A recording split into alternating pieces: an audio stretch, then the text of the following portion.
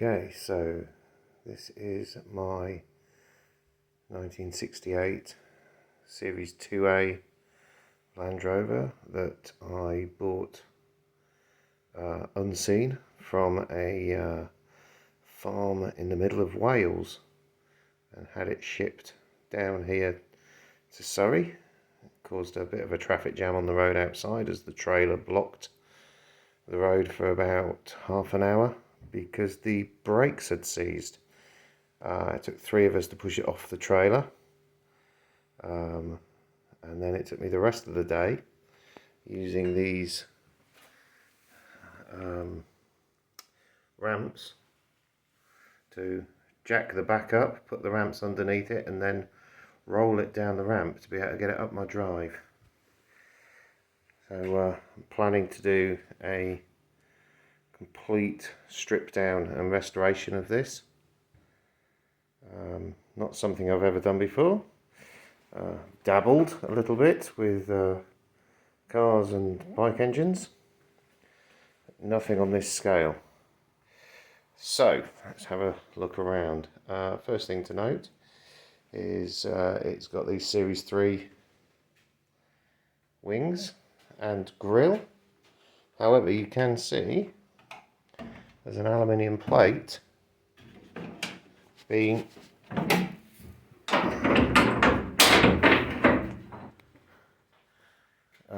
riveted badly on, covering up the original light, where the original lights were.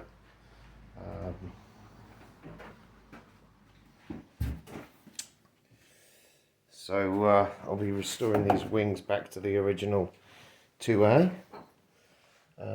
It's got the skirt still on it. These bull bars will probably go.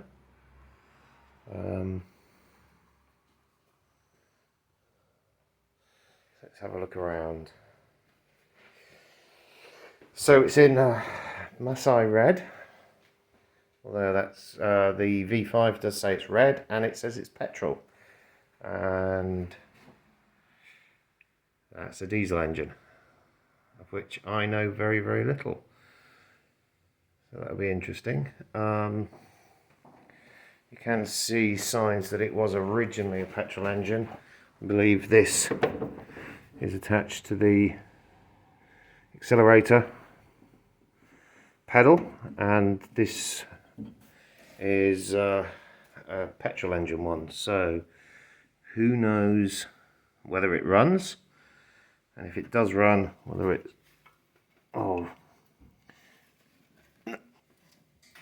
I can just about move that. Of course, diesel engines have a higher compression than petrol engines, so I wouldn't expect to be able to move it.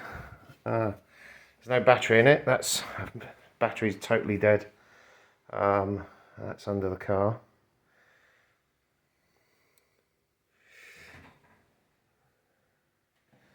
The bulkhead, you can see, was originally blue, as were the wings, but it's highly likely, since I got this from a farm, that it's a bastardization of lots of Land Rover parts. You can see here where I've pulled this big lump of filler off that the wing was blue. And the bulkhead that initially looks quite good probably looks quite good because it's full of filler, and this has been welded on, so the strut that runs down here has probably had it, but we'll discover that in the course of time. All the galvanisation has been painted over, so that'll have to be stripped off. The doors actually look pretty good. There's enough rust to mean that the doors don't slide fully. The bottom of the doors are in really, really good condition. but I may eat my words later. The whole of the cab has been painted various different colours. There's been work on the bulkhead here, that's rusted through. The footwells clearly had work done on them. Yeah, we're missing the panel above the gearbox. There's actually nothing of interest behind these seats, that's why I was looking at them. Seat covers aren't terrible. I just need a clean, maybe a bit of stitching up. I might get away with reusing them. So the cab is green, so that's definitely not original. The other top door looks in pretty good nick. Yeah, definitely shows signs of it used to being a petrol. There's no ignition key, but we have a second key here. I presume that's on, and then turn to get the glow plugs.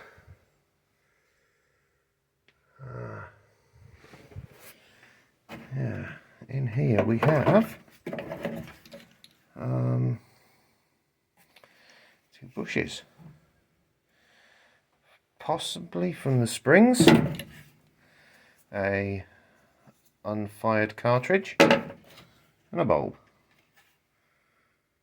which actually looks like it might work. Might be one of the few, oh, and another bulb up here, might be one of the few things on here that does work. So I have a brand new battery for the Mini, which I threw in, not expecting anything to happen. A tiny mini battery trying to turn over a diesel engine. The only thing that worked was the side lights. And the electrics are shot, which is probably the least of my problems. Fuel cans, fuel cap is bent. I move this. Yeah, this has had it.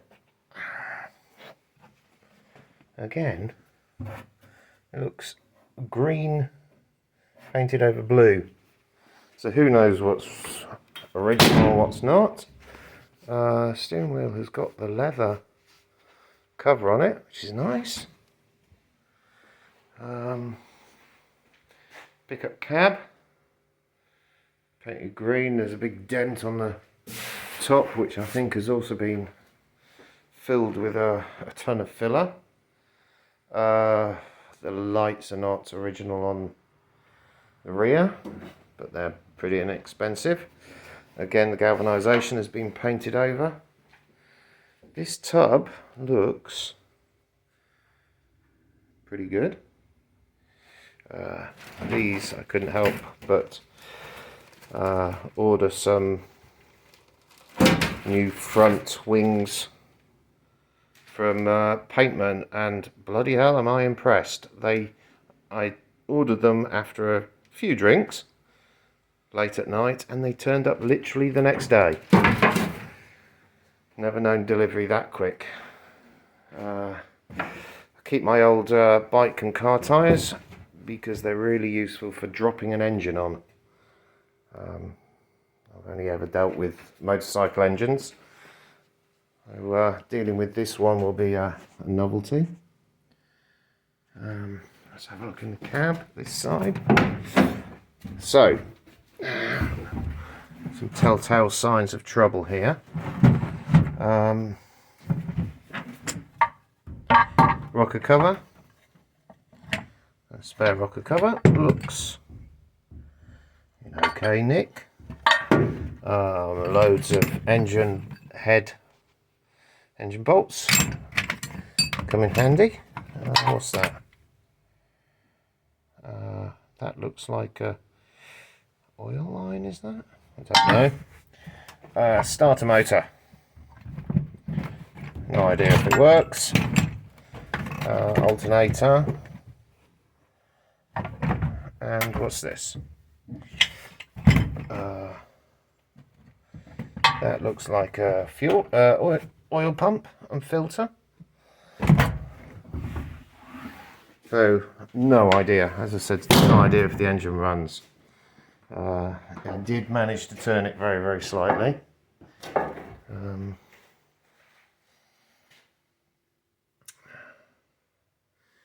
Not really a lot to diesel engines. We'll find out sooner or later. Underneath, so one thing you can see very distinctly, which is that it lisps to the right pretty badly. Maybe that's why there were some spare bushes in the cab. So, actually, apart from there being loads of mud, so this was under a sort of brick arch on the farm, which you could see in the photos when I bought the thing. And I turned up here, and while it was on my drive, I pressure washed it just to get rid of the worst of the mud, and there was lots and lots of it on it. Very dry. Now the chassis, from what I can see, looks quite good, but you never know until you start hitting it with a hammer. See from the tub, that cross member there, first one, there should be 3 if memory serves. First one is completely rusted away. The second one is in okay condition. The third one, completely gone. But the rest of the tub looks okay. So it's a bit of a strange, seems to be areas that have suffered really badly and other areas that look pretty good. So the bump stops have gone, no big deal.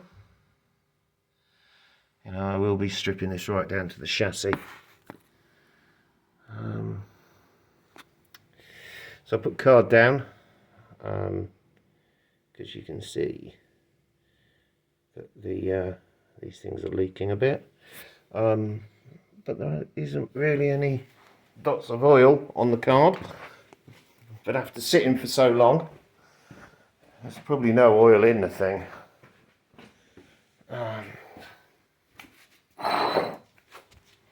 This side, again, wondering if these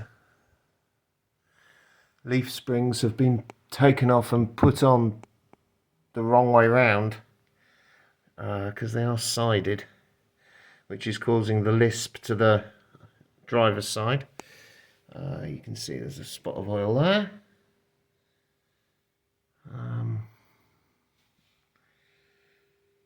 Coming from this diff. Nothing much from the engine, looks quite dry under there. As I said, there's probably nothing in it. Engine bolt.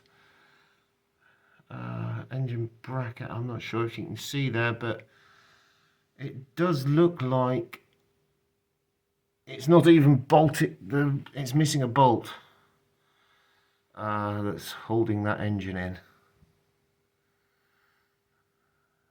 Yeah, okay. So that'll be interesting. Let's see if the other side looks good. Yeah, I don't think it really matters. It's not going to drop out. Again, missing its bump stops, but looks reasonably good.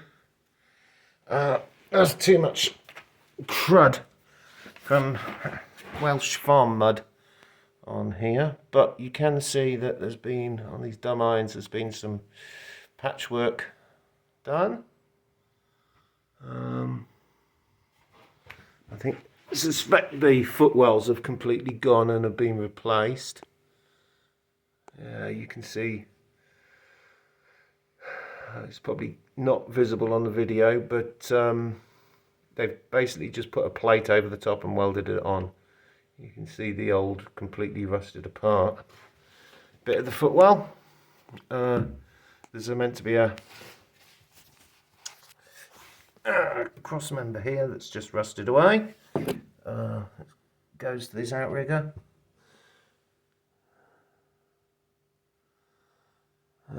Well, I think that's about all I can show. Let's have a look at it at the other side. This side's harder because it's too close to the wall.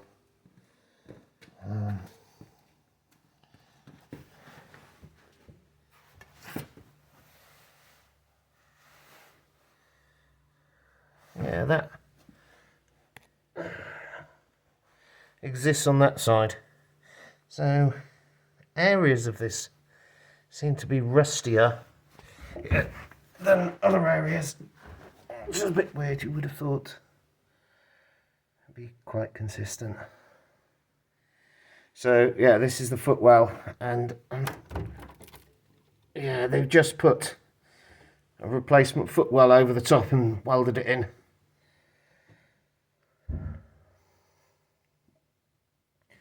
So that'll all have to be cut out and replaced.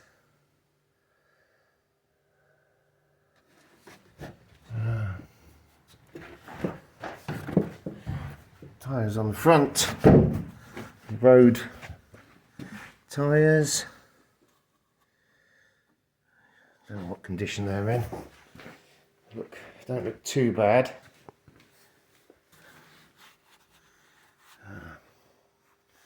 On the back, they're chunkier.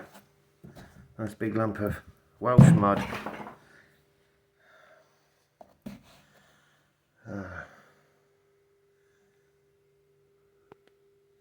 Nice bit of electrical mess there. That's not really something that bothers me too much. The electrics are the bit I can deal with. Everything else I need to research.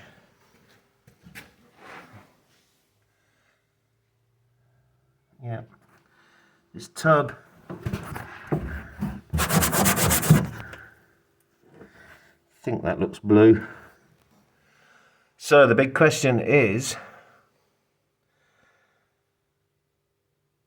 do I leave it red? Do I put it back to its original colour? Don't believe that these 88s petrols actually came in red, in Masso red. But I do like it. So I might keep it red, maybe go for, obviously the wheels need to be the limestone white or something like that. And probably do the cab top and back also in the cream, in the limestone.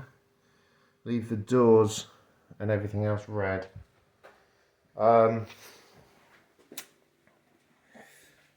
While I was waiting for this to arrive, I was pondering whether to just get it running, do any repairs that I needed to, put it on the road and have some fun with it.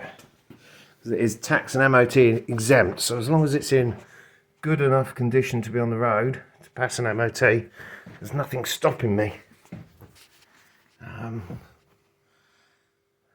This has had a new back welded on, I think. That looks a bit dodgy.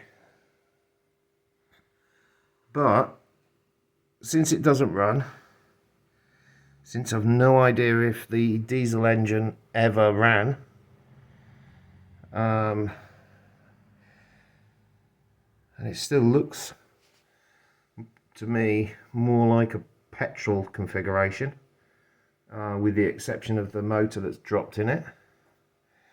I have no idea how hard it would be to get it running, so I think what I'm going to do is do a complete strip down.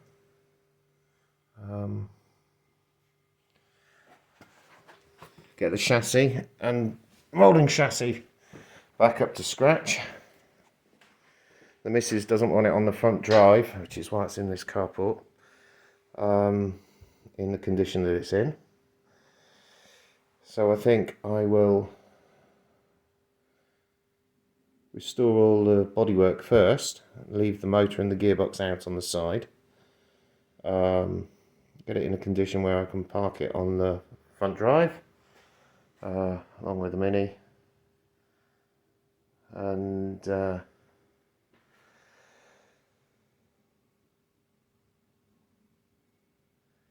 I can take my time over the rebuilding the engine. I've got to get this Mini finished and sold before I get too deep into this project, because the Land Rover actually, I bought it with the money that was meant to be the new kitchen. So I need to get the Mini finished and sold to replace the money before we put the new kitchen in. That's the way things happen. It's fate. You can't argue with that. Yeah. There's more filler there. Land Rover painted air conditioning units seem functional.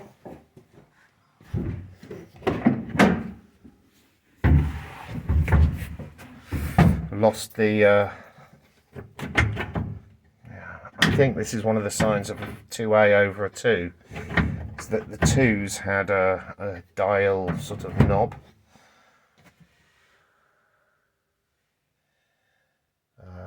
And it's, in my opinion, a much nicer dash, nice and minimal, much nicer dash than the 3s. So I did have a Defender a couple of years back, which basically rotted away, and I ended up selling because I wasn't in a good place to do a project on it, and I do regret getting rid of that. And when I was very young, I bought my father's Series 3 109 off him for 50 quid, and then got it fixed up and sold it on for 500 quid. But none of that was anything like the scope of this project. But I'm older and richer and stupider, so yeah, not richer enough, unfortunately. So we're gonna have to budget, repair as much as is feasibly possible, and